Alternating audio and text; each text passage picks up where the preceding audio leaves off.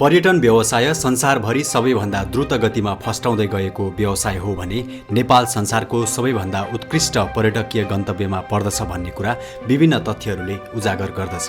नेपालको प्राकृतिक सौन्दर्य, भौगोलिक तथा सांस्कृतिक विविधता र मौलिक इतिहासको कारण विश्वभरिबाट नेपाल घुम्न आउन चाहने पर्यटकहरूको कमी छैन। यति धेरै पर्यटकीय सम्भावना हुँदाहुँदै पनि हामीले पर्याप्त मात्रामा पर्यटकहरूलाई भित्र्याउन सकेको अवस्था भने छैन। थाइल्यान्डले सन् 2022मा 1,11,50,000 भन्दा बढी पर्यटक भित्र्याएको तथ्याङ्क छ। विश्वको नक्सामा मुस्किलले ठम्याउन सकिने मरुभूमिमा अवस्थित युएईको दुवै सहरले 2022मा मात्र 1,43,60,000 पर्यटक भित्र्यायो। नेपालभन्दा 205 गुणा सानो सिङ्गापुरले सन् 2019मा 1,90,00,000 भन्दा बढी आगन्तुक भित्र्यायो। जबकि पर्यटकीय सम्भावनाले भरिपूर्ण नेपालले सन् 2022मा जम्माजम्मी 6 लाख पर्यटक मात्र भित्र्याउन सफल भयो। आश्चर्यको कुरा यो छ कि प्राकृतिक सौन्दर्यले भरिपूर्ण नेपाल जस्तो देशले पर्यटन भ्रमण वर्ष 2020 मनाउन लाग्दा पनि मात्र 20 लाख पर्यटक भित्र्याउने लक्ष्य लिएको थियो।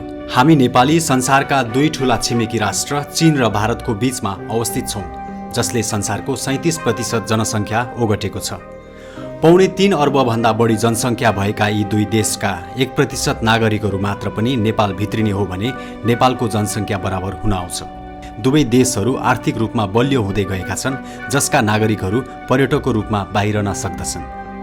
संसारका 10 वटा अग्ला हिमालमध्ये 8 वटा त हामी कहाँ नै छ। संसारभरिका झण्डै 49 करोड बुद्ध धर्मावलम्बीहरूको पवित्र धार्मिक स्थल लुम्बिनीमा अवस्थित छ। झण्डै 100 करोड भारतीय हिन्दूहरूको निम्ति धार्मिक पर्यटनको सम्भावना बोकेको पशुपतिनाथ जस्तो पवित्र स्थल काठमाडौँ स्थित छ। सांस्कृतिक विविधता झल्काउने झण्डै 125 जात जाति हामी कहाँ नै छन्, जसको फरक भाषा, संस्कार, संस्कृति, लवाई खवाई र रहनसहन पर्यटकहरूको निम्ति रुचिको विषय हुन सक्छ। आफ्नै देशमा पर्यटकहरू आकर्षित गर्न यतिका धेरै अवसर र सम्भावना हुँदाहुँदै पनि वर्षेनी 5-7 लाख हामी नेपाली अर्काको माटोमा पसिना बगाउन बाध्य छौँ। आज नेपालले बाहिरी मुलुकहरूसँग यतिका धेरै व्यापार घाटा बेहोरिरहेको अवस्थामा वैदेशिक मुद्रा भित्र्याउने सबैभन्दा राम्रो माध्यम पर्यटन व्यवसायको प्रवर्धन नै देखिन्छ। विश्व बैंकको तथ्याङ्क अनुसार सन् 2022मा नेपालमा पर्यटन व्यवसायको योगदान 2,89 अर्ब रुपैयाँभन्दा बढीको देखिन्छ, जुन कुल ग्राहस्थ उत्पादनको 6.7% हुन आउँछ।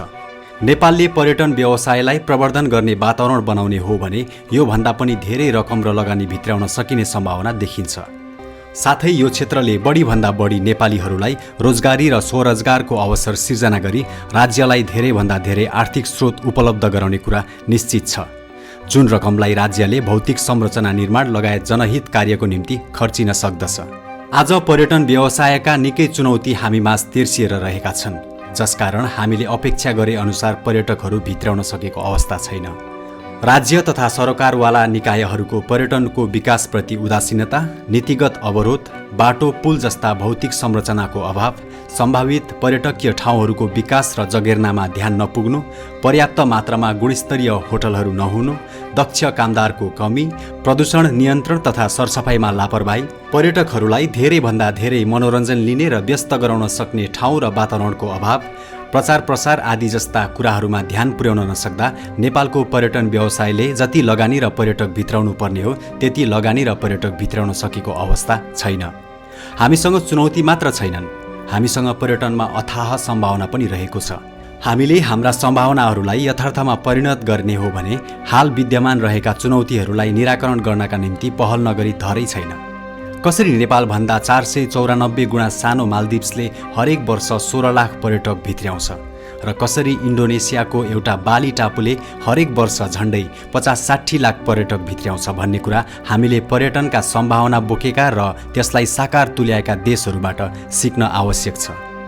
कुनै पनि देशको समृद्धिको आधार तब तय हुन्छ जब देशका प्रत्येक नागरिकहरूले सहज रूपले उद्यम र व्यापार गरी खान सक्ने वातावरण तयार हुन्छ, जुन कुरा हामी कहाँ सहज छैन भन्ने कुरा तथ्यहरूले व्यक्त गर्दछन्।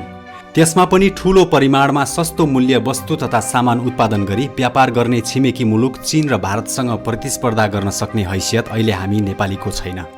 अहिलेको अवस्थामा हाम्रो कम्पिटेटिभ एडभान्टेज अर्थात् तुलनात्मक लाभ पर्यटन व्यवसायको विकास गर्नुमा नै देखिन्छ।